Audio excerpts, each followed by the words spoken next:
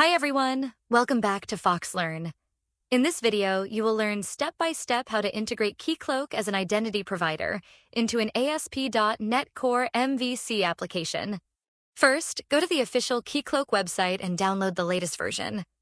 Before we dive in, if you haven't already, go ahead and hit subscribe so you don't miss out on future tutorials. Now, let's start by understanding what Keycloak is. Keycloak is an open-source identity and access management solution. It supports single sign-on, OAuth 2, OpenID Connect, social logins, and user federation out of the box. Compared to ASP.NET Core Identity, Keycloak offers several advantages. A full-featured admin UI for managing users and roles. Built-in support for external identity providers. Centralized authentication across multiple applications. Less boilerplate code inside your application. In short, Keycloak is a great choice if you want to delegate authentication to a secure, standalone server. Now that we understand what Keycloak is and why it's useful, let's set it up. Because Keycloak depends on Java, we'll need the JDK installed. You can easily download it from the Oracle website.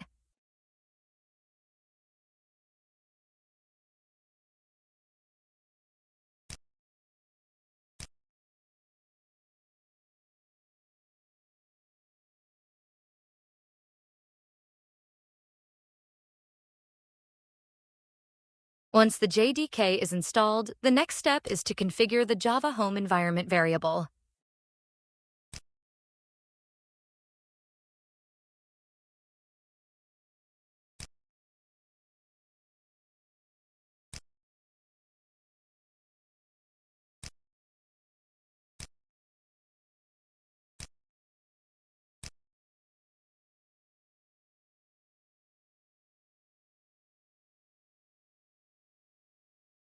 After setting the Java home environment variable, open Command Prompt and enter the following command to verify that it prints the correct path.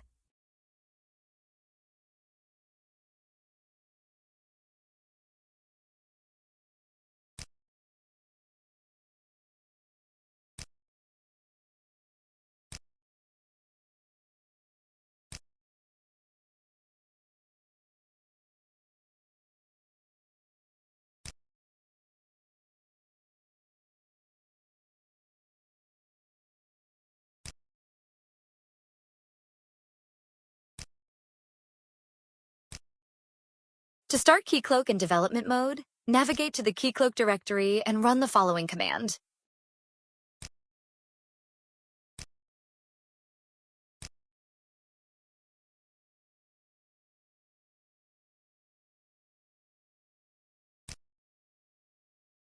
Once Keycloak is running, open your browser and navigate to localhost on port 8080. You'll see the Keycloak setup screen. Create your admin account by entering a username and password. After that, log in with the account you just created.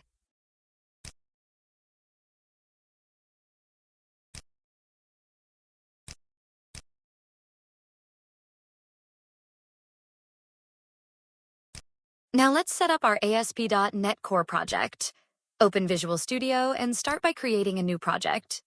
From the list of templates, choose ASP.NET Core Web App Model View Controller. Give your project a name, then select the latest .NET framework available.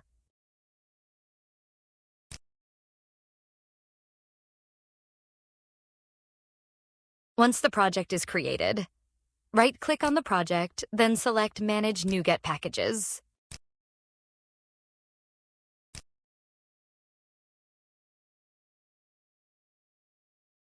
You need to install the following packages. These packages will allow your app to support OpenID Connect-based login, which is how Keycloak communicates with external applications.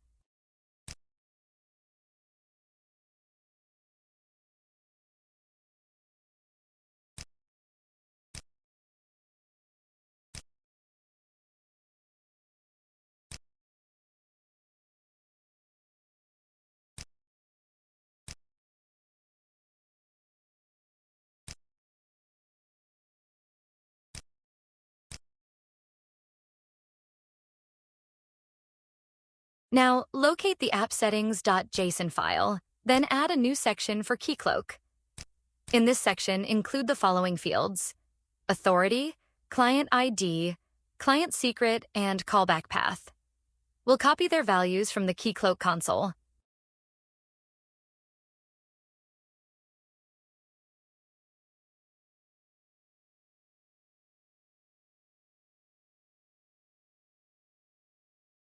All right, let's set up Keycloak for your application.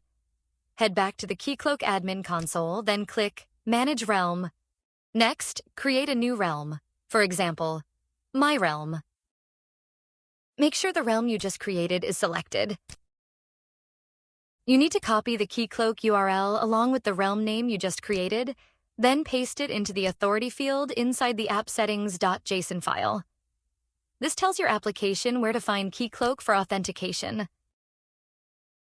Next, go to the Client section and click Create Client. For the client ID, enter ASP.NET Core, then click Next. Be sure to enable client authentication. You can leave the other settings as their defaults.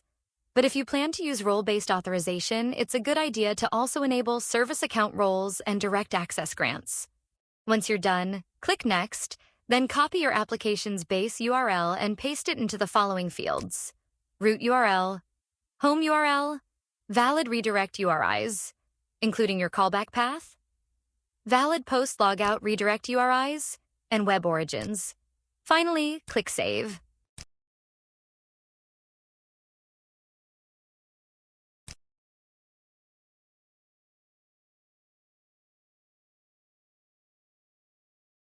Next, let's create a user for testing. In the Keycloak admin dashboard, go to Users, then click Create New User.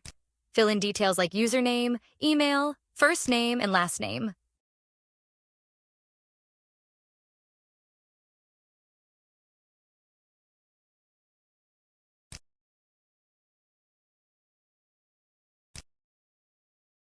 After creating, go to the Credentials tab and set a password for the user.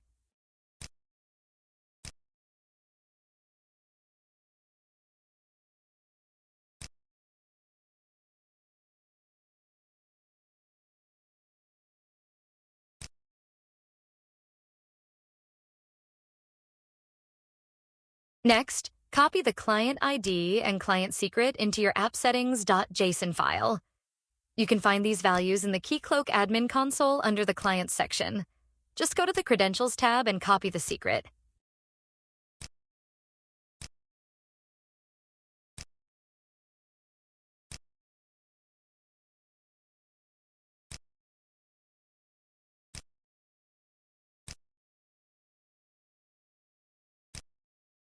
In the Program.cs file, add the authentication configuration. Here, we're setting up authentication with both cookies and OpenID Connect, using Keycloak as the identity provider. This section also defines the default authentication schemes.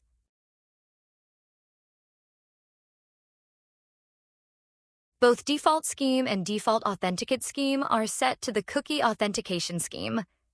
This tells the app to use cookies for handling user sessions and authentication. The default challenge scheme is set to OpenID Connect, so unauthenticated users are redirected to Keycloak to log in.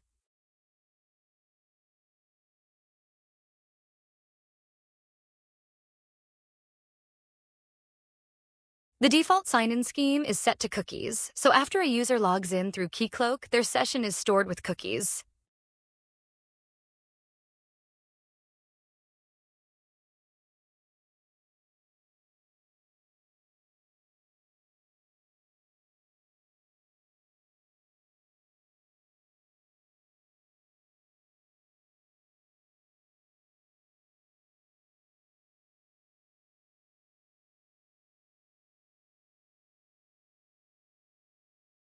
Next, let's configure the cookie authentication itself. The login path and logout path define the endpoints for logging in and logging out.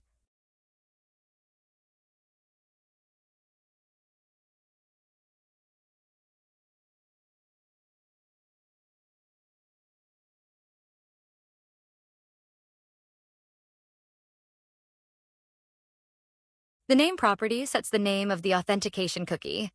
Setting secure policy to always make sure cookies are only sent over HTTPS.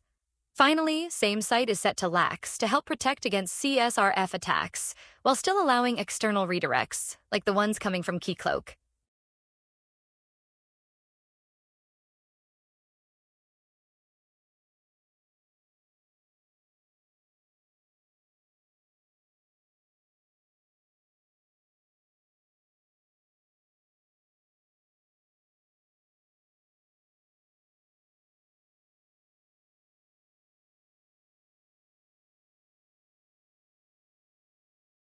The values for authority, client ID, client secret, and callback path come from the appsettings.json file under the Keycloak section.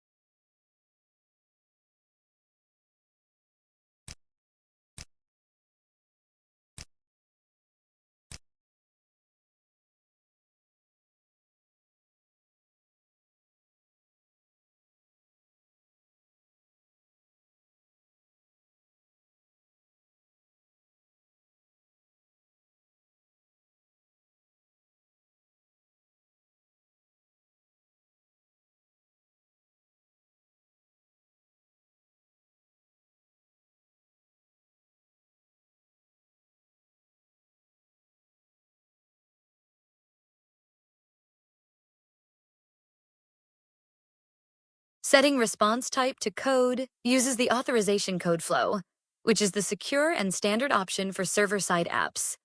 With save tokens set to true, the app keeps the access and refresh tokens so they can be used later.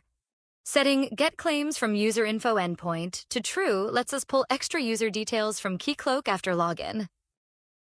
For local development, require HTTPS metadata is set to false, but in production, it should always be true for better security.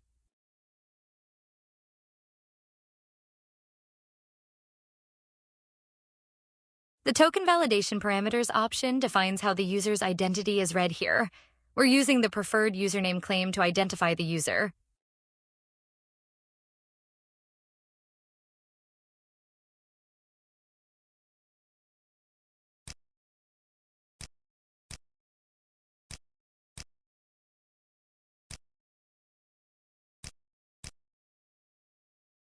Let's create an account controller and set up actions for logging in and logging out.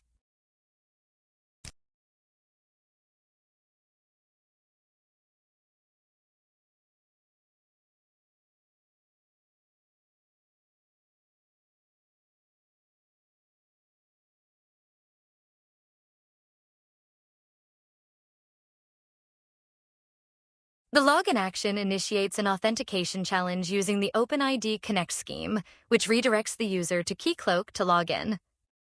The return URL parameter determines where the user should be redirected after a successful login. By default, it points to the home page, /.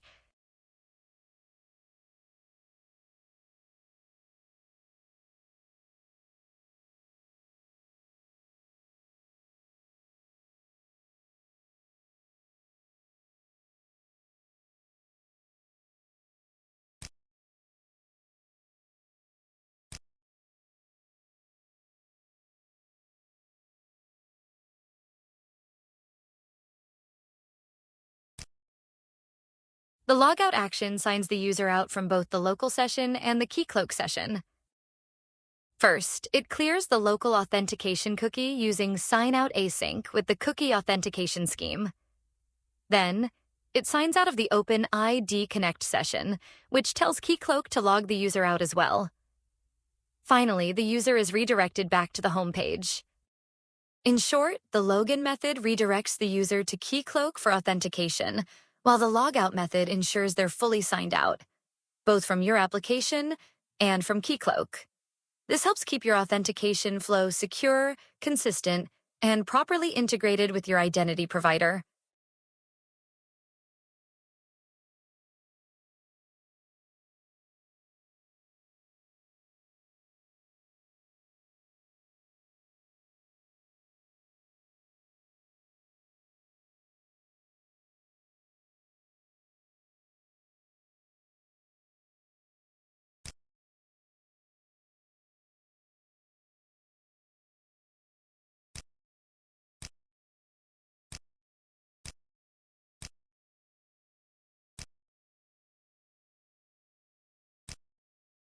Create a login partial view to display user information.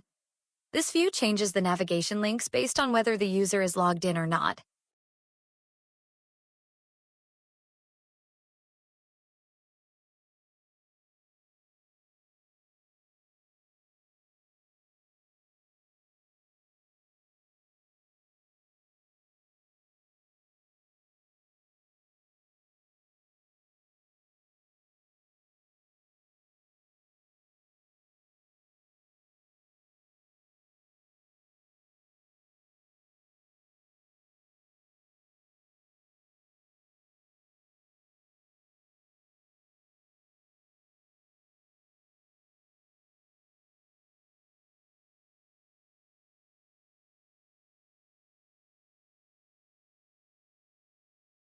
If the user is logged in, it displays a greeting with their username and a logout button.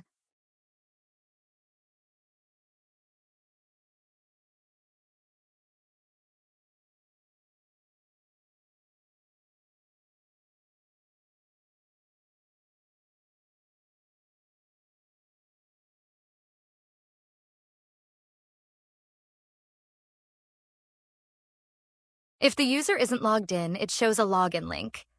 The logout button submits a form to the logout action in the account controller, while the login link navigates to the login action.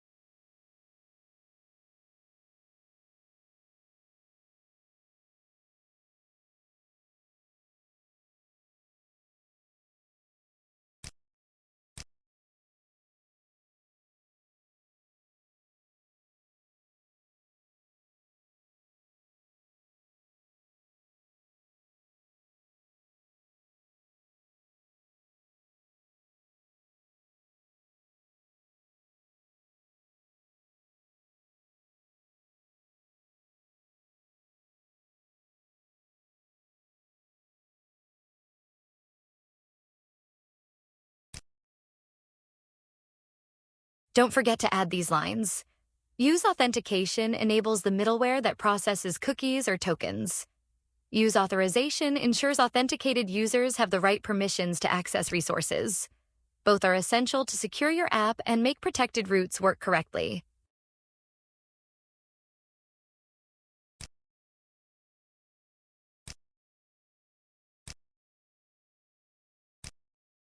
Finally, don't forget to include the login partial view in your layout file.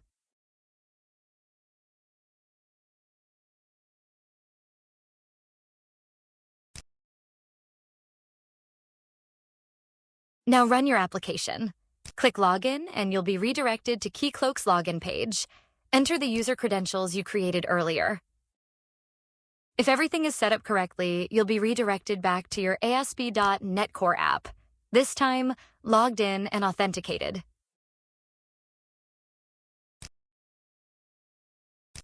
And that's it. You've successfully integrated Keycloak with ASP.NET Core MVC for user authentication using OpenID Connect.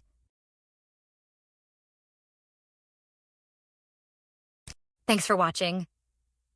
If this tutorial was helpful, don't forget to give it a thumbs up, subscribe, and hit the bell icon so you won't miss our latest videos.